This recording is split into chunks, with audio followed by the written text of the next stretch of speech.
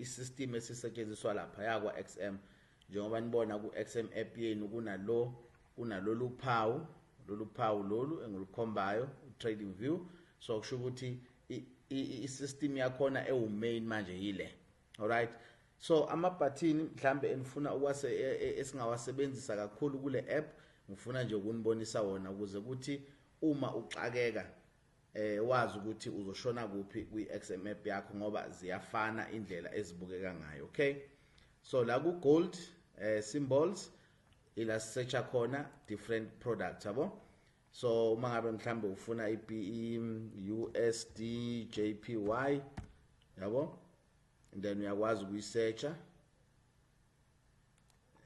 uthole ama symbols wakho yabo. Uma ngabe ungayazi ukuthi ifola kweyiphi category between stock, funds, futures, forex, crypto, indices, bonds, economy, then uzoya lapha ku all bese uyakwazi ukuthi uyisearch yabo. Bese kuzovela ke mhlambe different brokers yabo ezinawo lama currency pairs lawa, then wena uyazi ukuthi uzothatha le oyithandayo. Abantu abaningi ba prefera iOanda, bayincoma kakhulu. Abanye ke bathanda ucapital.com. Wena kuzoya ngawe ukuthi wena uthanda yipi. Okay, then bese ke leli button leli yabona le button leli elu1M ilashintsha khona ama time frame yabo. Kunabo daily, weekly, monthly, 6 months, 12 months, and then sinabo 1 hour and seconds, all those things. Okay, then ngapha sibe ne button lama alert. Let's say mhlawumbe ufuna price mayifika idlula le low 3681 ukwazi ukuthi uthenge emakethe, then uzokwazi ukwenza kanjalo. Okay, then uma ngabe so le button leli lama alerts, uma ngabe ufuna ukuthenga emakethe, then uyakwazi ukuthi wenze njani, usethe alert ukuthi uma iprice ifika ku 3681 indlula iyaphansi, bese uthola imessage noma email or call alarm kuwena ukuthi uzoyisetha kanjani. Uyakwazi ukwenza kanjalo, ikhona ngale ku XM app. Then ngapha uyakwazi ukwenza i-replay. Mhlambe mawufuna ukubona ukuthi lana kwenzakaleni in a smaller time frame, in a higher time frame, mhlambe ufuna ukubhekisisa kahle, uyakwazi ukudlala i-replay yakho ubona amakhandlela ukuthi enza kanjani yabo. So yes, that's another nice feature, kodwa i-replay angiyibonanga kwa XM app. Okay, so lana it's undo. Uma ngabe mhlambe uye wenza nje ushintsho, mhlambe ufuna back kade ulithe by mistake, then uyakwazi ukuthi wenze undo wakho ngendlela ekahle ukuze into zakho ziqonde, ungaqaleli phansi yonke into. Uyayibona lo nto leyo. And then lana uyakwazi ukuthi usave ama changes osuke sowenzile la kuleli chart lakho leli. Uyakwazi ukuliname usave ne layout yakho, then kuno auto save mawufuna i-system isave ama changes wakho all the time usebenza ngayo. Uyakwazi ukuthi ube no auto save, then auto save will be able to save ama changes wakho. So just make sure ukuthi all the time auto save wakho on. Okay, and then size lana. Okay, like quick search, and then bese siba nama settings ale system ke yabona la kuma symbols set amakhandlela, your status line, your scales, your canva ususetha ile duzana ukubukeka kweshart lakho. Okay, nala cell buttons lawo yakwazi ukuwasetha, nama alert khona ngapha, nama events ukuthi usuku wafuna kanjani and all those things. So ama settings uyangani ngama preferences wakho. Yayibona lo nto leyo. Then ngapha mangabe ufuna your full screen mode, ungafuna ukubona ezinye izinto ezisemaceleni, then uyakwazi ukuthi usebenzise your full screen mode yabo. And then mangabe ufuna ukuthatha isithombe, uyakwazi ukupressa la, ungasidownloada, ungasikopa. Ake sithi siyasidownloada lesi, angithi yabo nje sesidownloada sengiyakwazi ukuthi ngisave isithombe sami, ngikwazi ukuthi ngihambe ngiyozivula ngisibone lapha ya. So kuyasiza mhlambe mawenza ama analysis wesikhathi eside, then ukwazi ukuthi usave ile duzana yakho uzokwazi from time to time umane urefera back to picture le awusuke uyenzile noma le analysis awusuke uyenzile. Okay, so ngapha ama currencies, these are different currencies that you can see. Okay, then sesiza ngapha libizwa le button la ila ufaka khona ini ama trend lines, yabo. These are your trend lines ozokwazi ukuthi uzifake your horizontal lines. Uyazi ke ukuthi wena i-strategy sakho sifuna usebenzise ini uyokwenza kanjalo. And then ngapha sinama Fibonacci tools angithi yabo wonke lawa. And then mawuscrolla uya phansi kunabo ma Gantt box, Gantt square, yabo, all these products. So izinto ezisetshenziswayo ukuze ukwazi ukutrader. And then mawuza ngapha kule button uyakwazi ukuthola ini different patterns. Lawa ama patterns guys are popular kakhulu emarket lawa. Ama patterns are popular kakhulu emarket. Mangwabheka abo Elliott wave, ABC patterns, abo head and shoulder, yabona lonto le ama triangle. So izinto lezo ongakwazi ukuthi mawuzibheka la ku chart ukwazi ukuziconfirm ukuthi is it an ABC, and then uthatha ubheke ubone ukuthi ke wenza kanjani, angithi.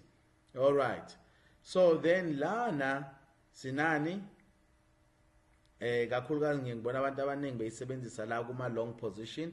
So guys, long position means buy, short position means sell, yabo. So kuningi ongakwazi ukukusebenzisa lana, yabona ama bus pattern kuningi kakhulu ongakwazi ukusebenzisa. So sesekuningi ongakufunda njoba si-introduce kule app entsha le. And then ngapha geometric shapes, then uyabona i-brush, highlighter, ama-cycle.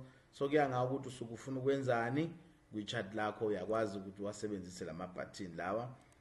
Lana kuma text, different style of text uyakwazi ukuthi uwasebenzise ukuze wenze njani, wenze izinto zakho zibe clear echartini lakho, ubone ukuthi yini wena ufuna ukuyenza. Ama icon uyakwazi nakhona ukwafaka guys, kuye ngawo ukuthi yini le osuke ufuna ukuyi-achieve echartini lakho. Uyakwazi ukuthi ufike ulifake lelo khofi lelo kube into nje kahle, yabo. Kuya ngawo ukuthi wena ufuna ukuyifaka kuphi, yabo. Yeah, so yonke into ela ikwazi ukungena la kule chart lakho leli. Okay, and then ngapha sinama measurements, yabo. Uyakwazi ukumeasure ama distance nama pips akho lana. Yeah, so if you wanna zoom in, zoom out, zoom in, zoom out, usebenzisa leli button. Yeah, all right. What else can you say? Sibheke lana mhlawumbe ufuna ukuhide ama drawings kwi-chart lakho, ake sithi mhlambe ufakile lana sibheke la kuma drawings. No, sibheke la kuma drawings wethu mhlambe, let's say ngifake nje ama horizontal line abe maningi ufuna ukubona ukuthi yenzeka yini lento, yabo. So mhlawumbe uthothi siyakudida manje lento le, awusadinga ezinye izinto eziningi, yabo. Sekunama line nje kuhlangahlangene, mhlambe ke uyafusa ukuthi okay ngifuna ukuthi ngenzeni ngithi ukuyihide, sibheke yini ezohideka, yabo. Sekuhideka yonke into, usele nani nechart yakho, and then mase uyifuna, yabo, uyabuyela than ukuthi uloku delete one by one. So yenzile ngithi analysis, kodwa manje kunezinto eziningi ezenzakalayo, usabona amakhandlela kahle, uyahide la, and then mase uzifuna back futhi uyakwazi ukuthi uzibuyisele. Okay, right. Lana ke obviously uzobe uyadelete ama drawings akho, uyakwazi ukuthi uwadelete. Okay, and then ngapha on the right hand, okay, la ngaphansi kunale button le la ukwazi ukuchintsha khona ini isikhathi. Mhlambe let's say kwi trade view yakho uyabona ukuthi hayi man lesi sikhathi lesasihambisana nesikhathi sase South Africa, yabo. Njengamanje ubani 0652, so mangishintsha ngifaka uLos Angeles, yabo, ukuthi kuba ubani kuba u2152, mawuthi uyabheka hayi man lesikhathi asihambisana nesikhathi sase South Africa. So uyakwazi wena ukuthi uhambe ufike ushintshe uyofuna bani uJohannesburg. Yabona siyahambisana ke manje nesikhathi esikuleptop nesikhathi esechatini lakho namakhandlela asezovela ngalesi sikhathi osuke uwafuna ngaso. Angithi yabona lonto leyo. So mhlambe wena unenkinga yamehlo, leli chat lakho alibonakali kahle, ufuna ama number athi ukukhula, yes uyakwazi ukuza la kuma settings wakho, ngicabanga ukuthi kula ku Canva, and then ufike uthi 28, yabo. So ngalondlela usuyakwazi usulikhulisile ichat lakho, nawe usufana nezinye izingane, usuyakwazi ukubona kahle ukuthi oh ama number wami ahamba kanjani. Kodwa mangabe wathola ama number emakhulu wena uyabona ukuthi mina ngiwafuna emancane, mase makhulu ablocka ichat lami, then uzohamba nje uthathe inamba ethe kuba phansi. Uyakwazi ukuthi arrange ini ama fonts wakho. So mangabe uvula ngapha guys, kuningi nakhona ongakwazi ukubona, yabo. I-watch list yakho lena, ama-alerts, object tree data, ama-charts wakho ngapha, and then yabo kuningi nje. Kodwa engiyithanda kakhulu uma sengiza ngapha kuma calendar, uyakwazi ukubheka ama calendar ubone ukuthi kwenzakala ini. Namhlanje i-15, i-16, i-17, ukwazi ukubheka ukuthi what is happening as far as umnotho is concerned. Athi niyabona guys. So kuningi ongakwazi ukubheka la, but nje for keeping things simple, ngicabanga ukuthi ngizogcina kula mabutton enginibonise wona, because iwona siwasebenzisa kakhulu uma si trader noma si analyzer. So hopefully guys this video will help you to understand better i-XM app yakho njengoba sisebenzisa i-TradingView. Okay.